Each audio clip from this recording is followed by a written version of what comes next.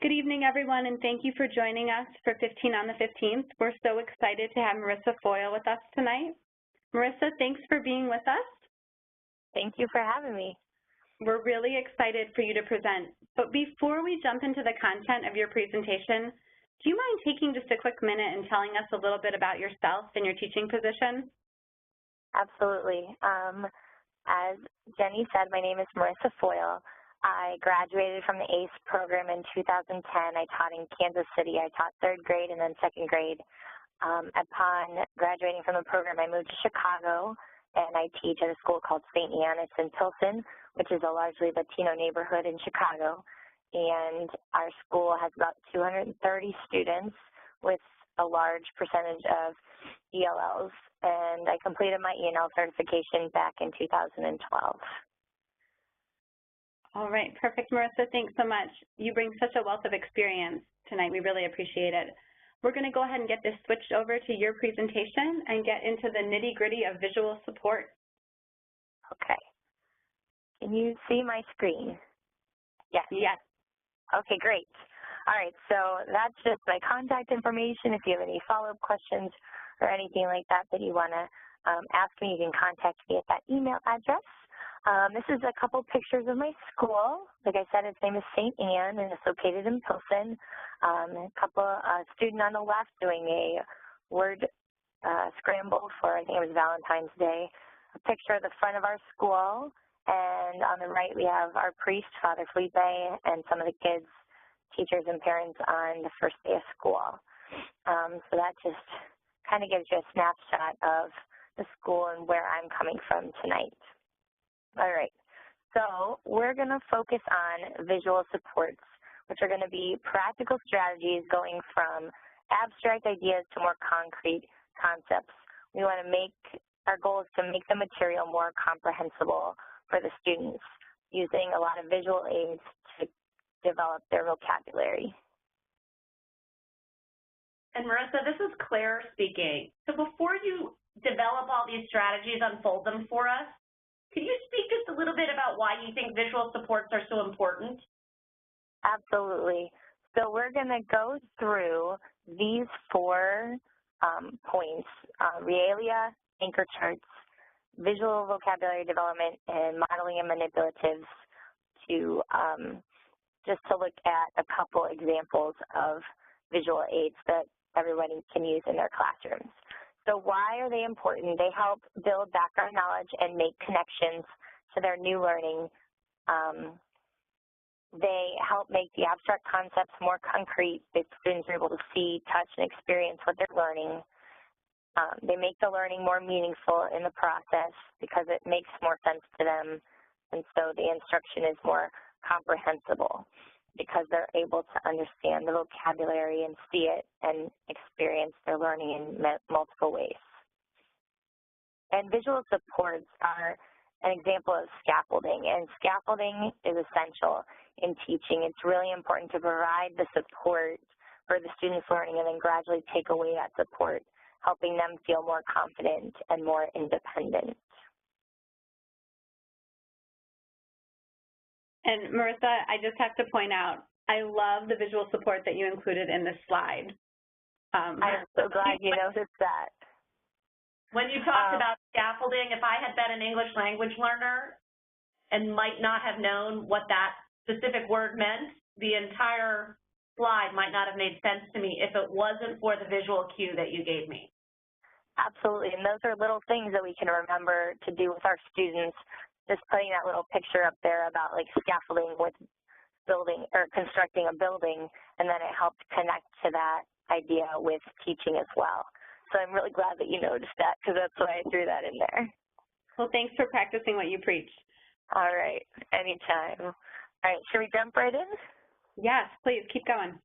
All right, so the first strategy we're going to look at is realia, and you see that word real in there, and it's just that. It's like real objects that bring the learning to life. And if you see right there in the middle, there's a picture of my smartboard. That's a recent gift to our school, which has been wonderful. But if you can't get the real items, books, videos, pictures, anything that's going to make it make more sense, because it's just an idea floating around out there. They're not going to be able to make it stick. So a couple examples that I've used and have been really helpful. We learned about plants. So on the top left, one year we grew potato plants, and as the roots came out of the potatoes, the kids wrote down in journals and kept track of what was going on. And it was a really fun experiment. One girl's roots went like crazy. It was ridiculous. Up on the right side is a picture of a plant. We went to a farm, and there were speakers that talked about like bringing food from the farm to the table and how plants grow, and each student was able to take home a seed that they planted in their pot and then able to watch that grow as well. So field trips are a great way to experience and have that realia without having to bring it into your classroom. You can go to it. On the bottom right, also good in math, you've got the coins, the pennies and the dimes that they can hands-on use. You see the regrouping with subtraction, a really tough concept, especially for younger students and for English language learners. But it's making it more concrete. We physically changed out a dime for 10 pennies, and then they could take the 4 away or the 8 away from the 14 and count back that way. So they were able to have that hands-on experience. And then on the left, oh, sorry, go ahead. Go ahead, Marisa, finish your thought about the matzah. Absolutely. And then so I teach second grade, so we have First Communion every year, and we learn about all of the stories of Jesus, and we had the Last Supper, so we had some matzah and some grape juice to kind of get an idea of what kind of food that they would have eaten that Jesus was eating, and they really enjoyed that as well. So what I wanted to underscore, Marisa, is I think any teacher out there that's seeing all this is probably nodding and knowing that you're an excellent teacher and looking at this and saying, you know, this is just really good teaching. And it is, but it's especially crucial. This practice is especially crucial if you've got English language learners in your class. You have got to give them the bridge. So I just wanted to point that out. Yes, and I remember I can still hear Rachel Moreno's voice in my head from when I took those ENL classes about how ELL strategies are good teaching with a plus. They're helpful for all of your students, but especially helpful for those English language learners. So it doesn't hurt. It doesn't take away from the teaching. It just enriches it. That's a great way to put it. Okay, tell us some more. All right, so we're going to move on from the realia over to ways to have visual vocabulary development. And for those joining us that are in the methods course and have taken several of the ELL classes, we talk about BICS, which is the basic interpersonal communication skills, which is like their playground vocabulary. And on the surface, students can appear to be on level with their native English-speaking peers. Where we talk about their academic vocabulary, the CALC, the cognitive academic language proficiency, they can be months to years behind their native English-speaking peers. So we want to really emphasize vocabulary, and I know that Laura Hammond, who joined us tonight, hi Laura, is doing a whole thing on vocabulary next month, so I'm going to plug that you should also join her for that. But you'll see that one of the, on the left-hand side, I have word walls for each of my subjects. Now, you're saying, Marisa, they're empty. This was the beginning of the year before we got all the words up there. But, so we have some room for math, science, and social studies. And as we study each unit, I front load the unit and introduce the words. We see the pictures on the screen or bring in the realia, and then we put the words up in the pocket charts or around on the word wall so that they have them as a tool throughout. I just throw them on a sentence strip, kind of like you see the shapes at the bottom, put them up on the wall, add pictures sometimes. The kids can do that too, which is also really helpful because then they have ownership of the words, and then they have that as a reference. The one on the right is for our phonics program, so if we come to a word in spelling, we stick it up there if they're struggling during writing or reading, and I say, okay, go see it on the word wall, or they know to just go, and then that's there as a tool for them too. You want to give them tools to help them succeed. And I think this is really a good example, Marisa, of a very language-rich classroom. They're seeing these words, they're hearing these words, they're touching these words. Everywhere they look around the classroom is being reinforced. absolutely. And space sometimes can be an issue, but I mean, there's windows if you're allowed to, or like charts that you can flip, or like personal word walls and notebooks at their desks, any way to get them really into those words and what they mean. And sentence strips or even index cards, super inexpensive, but a really helpful tool. I always have a ton just ready to go because I always forget something I need it at the last second, of course. But the word walls are a really great visual aid and a way to develop vocabulary.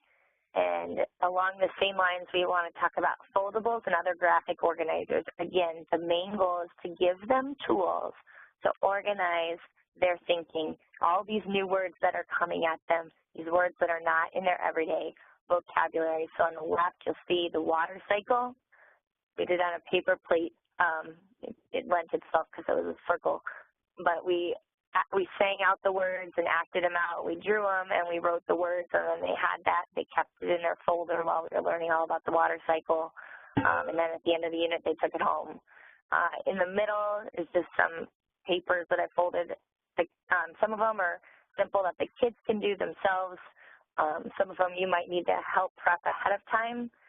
It's definitely worth it to have them, though. And you can do a simple like Google search or Pinterest search for like different kinds of foldables. There's some really interesting ones out there. Moving across the page, you'll see the parish and the world. We learned about communities in which the students pray. And we had all these words up on our religion word wall, which was not in the other picture, but I have one. And so we had, like, I pray by myself, I pray with my family, I pray with my school, I pray with my parish, and I pray with the world. And they talked about how each community is then a part of the bigger community, and they illustrated that. So you'll see that they showed themselves with a parish meant the church. And that was another tool. Concept maps are really great, another graphic organizer that's super helpful. I just made that in Word. I know Matthew Hughes spoke a couple months ago, and he talked about smart art also in Microsoft Word. That's a great way to develop graphic organizers as well. You know, Marisa, I think what happens so often is that you see so many of these things in the early elementary grades, and too often they're phased out. When academically vulnerable children, especially English language learners, really do need these tools, not just in kindergarten and first grade, but in 5th grade and 7th grade. And it helps, again, with like the different learning strategies too. So some students, it helps if they're like spatial learners, the concept map might help, or kinesthetic learners to actually have it and fold it and do it, you know. So that helps that as well. So I think that it definitely, and the more ways that they input the information, the better, and the more likely it's going to stick. And Marisa, that's what I loved about the water cycle plate that you talked about at the beginning of this slide. The ways that the multiple ways you give your students an opportunity to interact with vocabulary. You have the plate, you have pictures, you said there were songs, you said you acted it out. All of these things are so important for these students. And they're really good brain breaks, too. Like, if we're in the middle of the day and it's take a break, let's sing the water cycle song. So they kind of help with that, too. So that's a bonus. Yeah. So. All right. What's next? Give us some more.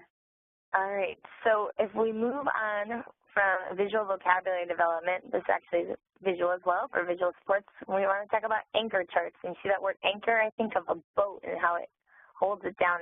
Anchor charts are going to anchor the students' learning. They can be for routines. They can be for content.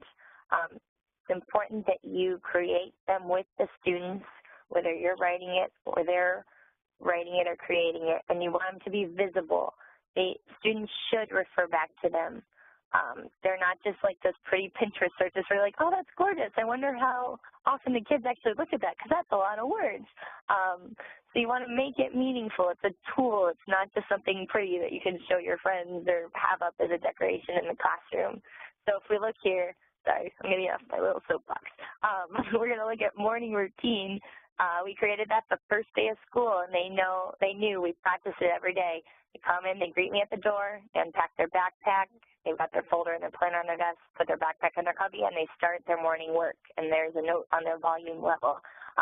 Threw in the little picture, again, like we mentioned with the slide about scaffolding, that's just a little cue, especially for the ones that are my lower level readers looking up and seeing, oh, I don't know what that means, but I see the hand, oh yeah, I have to say hi to Miss Foyle when they come in the room. So that's an example of routine. The two sisters with the daily 5, if any teachers are familiar with that, with the literacy block, they are really big on making eye charts. Those are anchor charts. What are the students doing? What is the teacher doing? And they have that as a tool that the kids can use. That one on the left is on the whiteboard. The ones on the right were from a social studies unit about communities. They're just on chart paper, and it's the cool kind that sticks, which I love. I know that one's more expensive, but it's worth it. So we learned about urban, rural, and suburban communities. The urban one's not there. But we talked about how suburban was like neighborhoods and rural was like the country. And students went through magazines and found pictures and kind of sorted it. They sorted the pictures on the posters according to the type of community that it was. So it helped them with that higher order thinking too, and it helped develop that vocabulary. So Marisa, did you give them magazines? And they sift through the magazines looking for, I mean, what a wonderful way to really flesh out comprehension. Yeah, so they cut them out, and then some of them were like, I don't know where this is. I was like, well, what does it look like? And so they talked about what was in the picture, and then they put them on where they thought they should go. I was walking around making sure we were okay. I didn't want to end up with like the hay bales in urban, because obviously, but they were really good about it. So that was, and they enjoyed that. There was a different way to share their learning where they weren't just writing or drawing. And what a great way for them to use those academic vocabulary words in meaningful conversations as they discuss that this is suburban because of this is rural because of this. They are not only looking for visual representations of that vocabulary, but actually conversing and using it. Such a wonderful experience, very rich. And anchor charts, so this is a routine, and then social studies are really helpful in all the subjects. I know I mentioned reading with the two sisters that I talked about before from the Daily 5. On this page, you'll see one for writing and one for math. On the writing one, we are going through the word choice trait, and so we talked about words that were just kind of like dull, and then we talked about their wow words, like ones that they could, and we came up with these lists together, ones that they could substitute. And this is a good example here of how not like dumbing down the language, you're enriching the language and challenging all of the students. Because I know that when I study Spanish, it's really easy for me to grab that like simple vocab word, whereas my language and conversation would be much richer if I challenged myself and pulled out like whispered or depressed instead of sad or said. So that one's for writing. And then math, I hear people tell me, well, math is a universal language. ELLs are fine. And I want to be like, no, because there's so much language and words embedded in and explicitly in math. Like just here with the ways we show numbers, if you tell a kid to write it in standard form, they don't know that standard means basic. That doesn't really help them. Expanded, getting bigger. So we went through all of that, again, acting it out, drawing it out, and having that chart as a way for when their homework or their classwork asked them to write the word in expanded, or the number in expanded form. They actually got up, went over to the chart, and were like, oh, yeah, that's where I have to take my hundreds plus my tens plus my one. Marisa, thank you for debunking that math myth. It's so important that we're explicitly teaching academic vocabulary and math and not falling back on that idea that it's a universal language. So thank you for mentioning that. Yeah. And one more thing, I know that space is kind of hard to come by sometimes, but some things that I've found helpful either in my classroom or with other teachers, I've seen people hang them on hangers and put them up that way and take them down as they need them. I have them all, I hole punch them, and I put them on metal hooks and stick them up on little push pins, and then we flip to the ones that we need to kind of save space. But if you are a teacher blessed with loads of space, use it. Fill up those walls with anchor charts and vocabulary words, please, because everyone else is jealous. All right, Marisa, these have been wonderful. What else do you have to share with us tonight? All right, so we're going to look at our fourth strategy, which is modeling and manipulatives. Manipulatives can kind of go with realia a little bit, so we'll talk about that. But when your students are in your class, they're watching and observing you and the other students all day. And so they're learning from what you do. So it's really important to share your thoughts out loud and have them follow what you're doing. So if you look to the right, I know I'm going to work backwards this time, but if you look to the right, I have a story when the students were doing their personal narratives. I took a story about going to get my car and going to lunch with my sister. And we went through the steps about planning out who were the characters in the setting and going through, well, what happened at the beginning, the middle, and the end. Oh, look how I started the sentence. Well, what do I do again when I don't understand or I don't know how to spell the word? I sound it out as best I can, and I circle it, which we'll see with brought. And like, you really don't know how to spell that? I'm like, oh, yeah, I do, but we're going there. So the thinking aloud and showing them what you're thinking. That was redundant, and I apologize. Jumping over to the left side, I'm really messing with the people who are linear thinkers right now. I have a clock that one of the students made. I had one that I made ahead of time. It's really good when the students can see the end product because they know what they're working toward. They know kind of like what the big picture is. So that's another way to have that model ready to show them ahead of time. I know that whenever I do an art project with them, it's not for them to say ooh and ah about my art. It's so that they know what they're working on and working toward. Okay, so that's modeling. You want them to know what you're thinking, and you want to show them in their manageable steps. All right, and then in the middle is our 3D shapes. So in math, we learned about 3D shapes, and we built them out of toothpicks and marshmallows. Gumdrops are also really helpful, but they didn't have them at the store that time, so we used marshmallows. And the students, we built all the shapes, and then they recorded the sides and vertices and edges in a chart in their notebooks. And again, vertices and edges made a lot more sense when I said, okay, the vertices are the marshmallows. How many vertices? And they could count the marshmallows.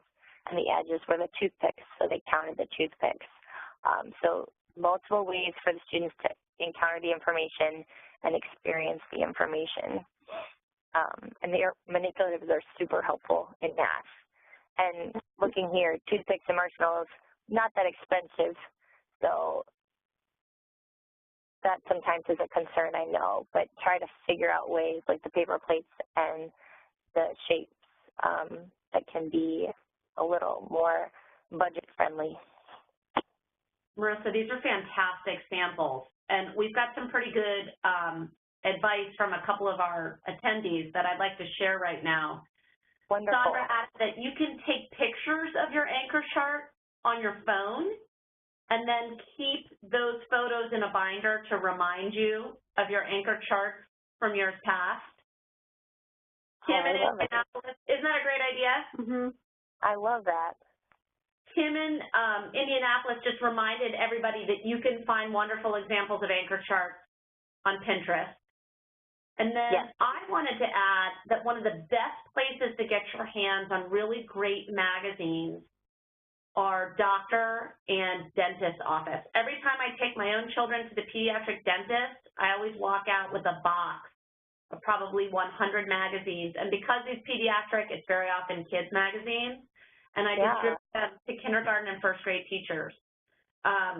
So they love it because otherwise those things go straight into recycling. So that's a great way to get and a quick and easy way to get your hands on a lot of those materials. Absolutely. Or if you're cleaning out the basement, I got a bunch from my grandpa's house, National Geographic. So we've got all kinds of animals and social studies things, which was really, really cool. So.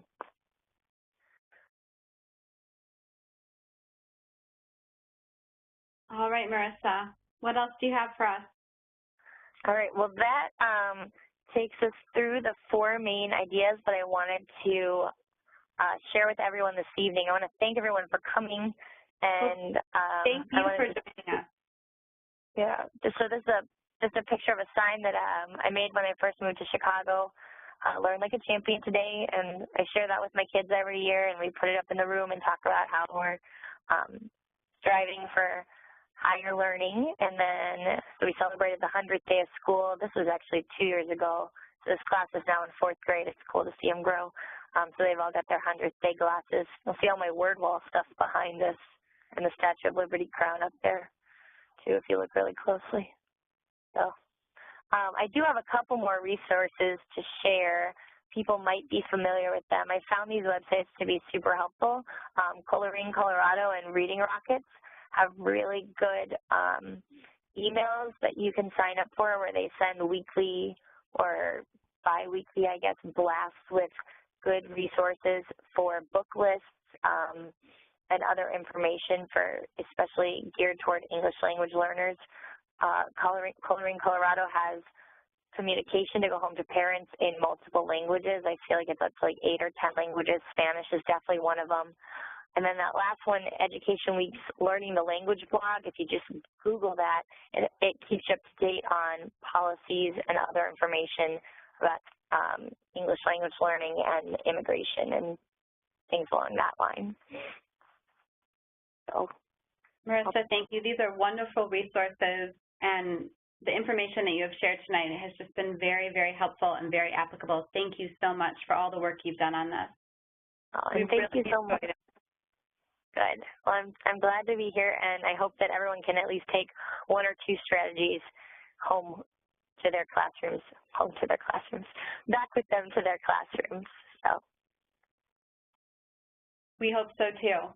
Before we leave, if anyone has any questions for Marisa, feel free to type those into the chat box. This is kind of our last chance to pick her brain before we let her go, although her email address was on that first slide. Or you're welcome to email us at the ENL program at Notre Dame, and we can put you in touch with Marisa if you'd like to do that too. And we do want to put the plug in very quickly that ENL's application season is about to begin starting in February. So those of you who are joining us today, if you're really eager to develop your skills in working with English language learners, we strongly encourage you to apply to our program. We've got Marisa's a classic example of phenomenal graduates out in Catholic schools from coast to coast and in the Southern Hemisphere too, who are doing incredible work to help children acquire English skills that they're thriving in our schools. You can find all of those resources like our application on our website, enl.nb.edu, and you're certainly welcome to give Jenny or me a quick call. And Marisa, it doesn't look like we've got a lot of questions tonight, and I actually think it's because you hit a home run. Your visual supports in your presentation were so crystal clear that we have a lot of experts in the audience as well. That might have helped. You know, one of the other things I want to plug too is that these kinds of strategies don't just have a home, as I mentioned, in the early grades. They definitely have a place in the upper grades, particularly when there are language learners in the classroom. But they also have a place outside the traditional classroom. They should be up in gyms, in art classrooms. They should be in the cafeteria. Schools that serve language learning populations need to be very explicit about being language rich. So we do encourage you to talk to your gym teacher, give a suggestion maybe to that art teacher or the speech pathologist to encourage more of these strategies in all parts of the school building. All right, well, thank you everyone for joining us. We hope that you can join us again next month for our next 15 on the 15th. And if you visit our website, you can see all the archived webinars that we've done so far this school year. We hope you find it a rich resource. Marisa, thank you again. Thank you so much. Have a good evening, everyone. Bye-bye.